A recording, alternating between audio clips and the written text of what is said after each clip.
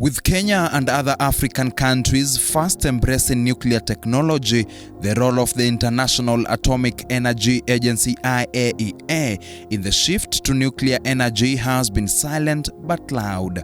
Founded in 1957 as a member of the United Nations family, the IAEA has been more than just an observer as the continent makes strides to achieving the nuclear dream. But what precisely is the IAEA's role in Kenya?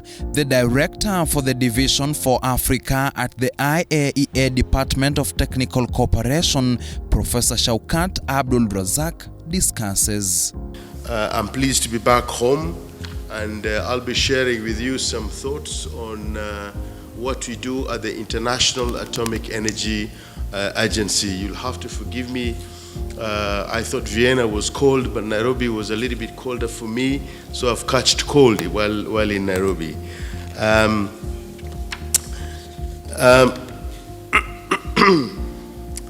Right, so let's start with the IAEA dual mandate. And I'm sure you're all familiar of what we do at the International Atomic Energy Agency. One of our mandates is really to maximize the contribution of nuclear technology to the world while verifying its peaceful uses.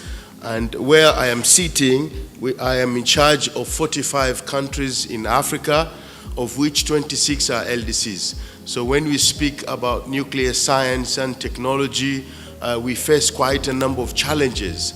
But together with the member states, we are able to address these challenges. I know we are speaking about energy here, but I think it would not be proper if I do not mention that quite a number of African countries have embarked on nuclear technology in food and agriculture, health and nutrition, industrial application, how nuclear technology also can be able to mitigate the climate change, and so on and so forth. In fact, in the Division for Africa, the member states, whenever they propose projects, they focus, top of the list is food and agriculture. And we have quite a number of success stories that probably during coffee I can be able to share with you if you're interested in that. The other thing that has always been an area that member states are interested in is health and nutrition. And without health, we cannot meet here really to discuss on how the generation of electricity would be able to propel the progress of economic development in a country. I must mention this because really cancer has taken us, it's been a tall order in quite a number of African countries, including Kenya here. There has been a lot of outcry outside there, and International Atomic Energy Agency has been working very closely with member states to address the issues of cancer. You all know that there is a need to generate energy. And the slide that is presented to you there, I'm sure you're all aware, in 2017, 65% of electricity was generated from burning of fossil fuel. And despite the strong support for the growth in intermittent renewable electricity sources in recent years, the fossil fuel contribution to power generation has remained virtually unchanged in the last 10 years. There is a clear need for energy, or new energy rather, generation capacity around the world, and you all aware that to replace all fossil fuel, especially coal-fired ones, which remit a lot of carbon dioxide. Now we have a lot of concern about the climate change, the global warming. Then there is also need to meet the increased demand for electricity in many countries. Collins has just spoken about the Vision 2030 in Kenya and how the growth of Kenyan economy is growing with all the projects that he has stipulated or he has mentioned earlier. You definitely need to think outside the box, and there is a need for us to look at other sources of energy in the energy mix. Now, in terms of the global trend, you're all aware that the first commercial nuclear power station started operation in 50s, and the nuclear energy provides about 10% of the world electricity from about 450 power reactors that we have. And the nuclear energy is also the world's second largest source of low carbon power, of about 29% of the total in 2017. We have over 50 countries utilize nuclear energy in about 225 research reactors. In addition to research, reactors are used for production of medical, industrial isotope, as well as for training. I have mentioned this.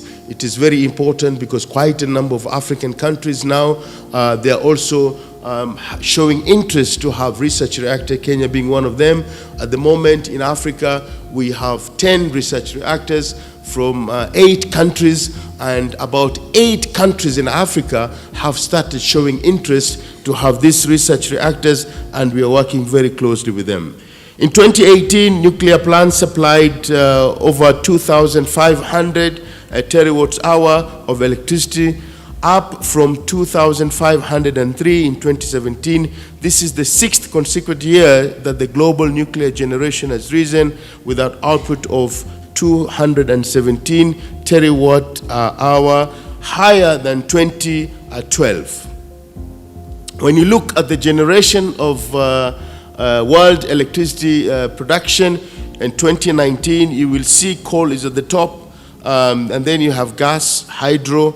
You will see that nuclear is actually 10.2% above the solar. There is a perception outside there that nuclear is taking a back seat, but this demonstrates to you that really is not that lower than other renewables. And it's important that we mention there are countries outside there, for example, France, where 3/4 of their electricity is from nuclear. We have, I see my friend Professor Chong here, he can confirm this, but South Korea with about 30% nuclear energy, Japan about 1/4 of that, and of course we have other countries such as Hungary, Slovakia, Ukraine, and so on and so forth, also really tapping their electricity from nuclear power. Now, in terms of nuclear electricity production, you can see in terms of branding of colors, the green is West and Central Europe, just in case it's not clear. And then you have South America. And I hope you can be able to see Africa, which is orange. Can you see Africa, which is orange? Yeah, I'm sure you're not able to see Africa, which is orange, which is very tiny. That means there's a lot of work that needs to be done. I hope this congregation will be able to discuss how Africa could be able to move forward with this area of nuclear science. Now, what do we do at the IAEA? That was just a preamble of common things that you're all familiar, and I felt that now I need to tell you exactly what we do. The IAEA support member states embarking on nuclear power program in their strategic long-term nuclear energy planning.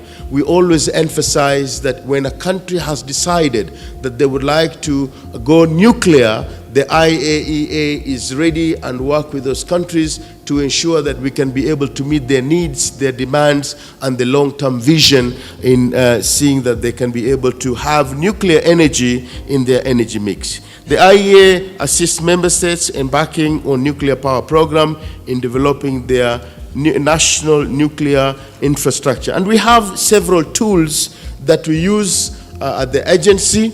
But most importantly, I must emphasize here, is the political will is very critical. Without the political will at the top notch in the country, then this area will not be able to strive. And I think Collins just mentioned here that Kenya, for example, had this NESC, National Economic Social Council, where there is that pronunciation that the head of state said that, look, energy or nuclear power is one of the energy mix that Kenya would like to have. And quite a number of African countries, whenever I visit, I meet with the president, the prime ministers, and they will also do the same pronunciation. It's very important that we have that political will in a country. So again, nuclear power is a long-term commitment that requires strong national leadership. A success nuclear power program requires commitments for at least 100 years. So it's not an area of like other sciences, like other renewables, where you need 3-5 years, you jump in and you get your results. This really requires a commitment because you're thinking of something that goes beyond several years to about 100 years. Creating the infrastructure and building the first nuclear plants, which takes about 10 to 15 years. We know this from the experience that we've got. And again, I know countries in Africa that have started talking about nuclear power for the last 20 years, and up to now they are still in the process of ensuring that they can have this. The leadership should ensure coordination, broad political and popular support. You must be able to buy in what we call the public participation, public acceptance. In fact, our late DG Amano used to advise heads of state whenever we meet them that there are 3 components when you're looking at the nuclear power. One is, and the top notch, is to ensure that you have the public acceptance. And the second one, you have the resources. And the third one, then you have the technology. It's very unfortunate sometimes you go the other way around. We look at the technology and then we start looking for resources, and then you go to the public and the public tells you, we need electricity, but please don't bring the reactor here. And we have those examples. I have gone round and I have seen them. So it's very critical that you get the buy-in from the public so that you have the positive public acceptance. The highest standards of safety, security, safeguards, this must be applied. And I want to emphasize, if there is something that we can take home from this meeting, is safety. Because most of the time, whenever we speak about nuclear, people ask, how safe is this technology? At the IAEA, this takes the front seat. Safety, safety, safety, security, and safeguards. It must be used for peaceful uses.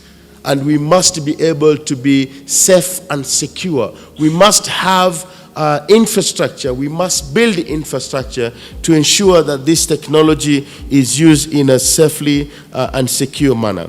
Because the penalties of interruptions and restarts are very significant. You cannot be able to afford to put resources into the plan of having a nuclear reactor and then later you disband that, and that's very costly venture. Sorry. Nuclear power is a long-term. I've done that.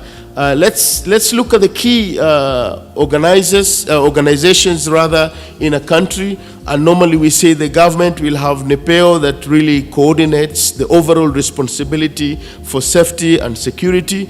We also have the owner, the operator. This could be the government, could be the private owned. And this has got the primary responsibility for safety and security as well. But above all, the regulatory body. It's very important that we have vibrant, independent regulatory body.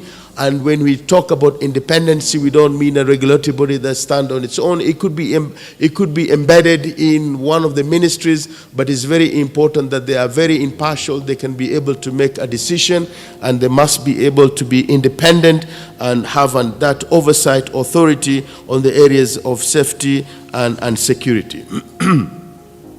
Now that slide demonstrates to you the approaches that we use. What Collins also mentioned, this is the milestone approach, and we have 3 phases that you consider, you prepare, and construct. And I'm sure you are familiar with this process that we use at the IAEA. We have a published book that also had contributions from experts around the world, and I'm sure some of you are in this audience. 3 milestones: you decide, contract, and commission. And of course, within this, we have 19 infrastructural issues that we need to address each one of them. And as I said earlier, without having a proper institutional, legal, and regulatory framework and competent human resources, it is impossible to have sustainable nuclear power program and successful project. It's very critical. Also, as you start thinking of nuclear energy, you build human resource. This is an area that you cannot keep on depending on expertise from outside. In the beginning, yes, you can do that, but eventually you must be able to build capacities and capabilities in your respective countries. We need to build institutions of higher learning that they can be able to offer the relevant trainings in that particular country. Again, this also emphasizes the milestones. I'm not going to go into details of this. You're all converted in this room. You are fully aware of what we do. I just thought of reminding you that it's very important that we demonstrate when you're having a nuclear power infrastructure development, there are certain phases. And these milestones, we actually assess a country through inner missions, and from that inner missions, we are able to tell you where you stand from these indicators and be able to confirm to what level you've been able to address these respective milestones. And I think this also gives the confidence to the public, the confidence to the international organizations, confidence of international fraternity that your country has been able to embark on nuclear power in a safe and secure manner. And you're following each and every step that has been demonstrated to be the way to go, so that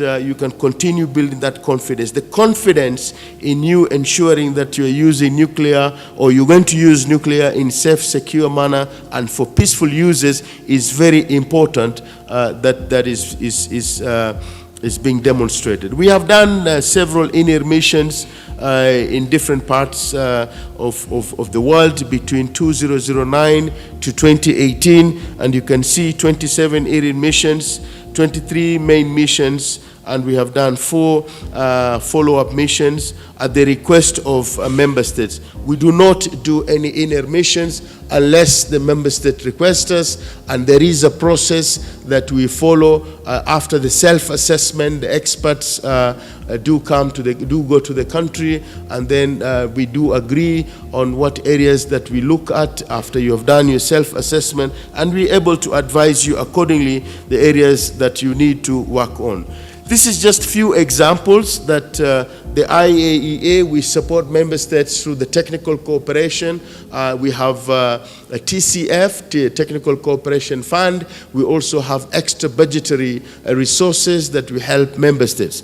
And I'm sure some of you are in this room, you have different projects. Algeria, Egypt, Ghana, South Africa, Sudan, you are in this audience, Kenya. These are just examples of the project that we support African member states that have decided to embark on nuclear power, or those who would like to embark on nuclear power. In a nutshell, and I come to summarize my presentation, the IAEA supports capacity building. This is our strength. We are not a donor agency, but we support capacity building. We do a lot of training. We have training in the continent. We have training outside. We have triangular approach, whereby we bring countries together, they mentor each other, and we support all that. We also conduct inner missions, as I've said earlier, the review missions, and this one is to assess the progress that a country has been able to move with in terms of their milestones. We also offer relevant guidelines and standard. We do not tell the countries what really needs to be done, but we offer guidelines and standards, and these are international accepted standards. And we organize various workshops where we have expertise from the continent and outside on developing the infrastructure for a safe, secure, sustainable nuclear power. So these are some of the thoughts I thought I would be able to share with you to assess. And when you put yourself into that yardstick, so if you like, you can be able to see where you stand as a country and what are the issues that you need to address. What are these, out of these 19 infrastructural issues in terms of the milestone and in terms of the phases where you stand. So these are the standards that we use at the IAEA, and we can be able to advise accordingly where you are, what are the gaps, and whenever you speak to funders outside there, they'll be able to see exactly where you stand and what sort of support you require. On that note, it is time for us to take a short break.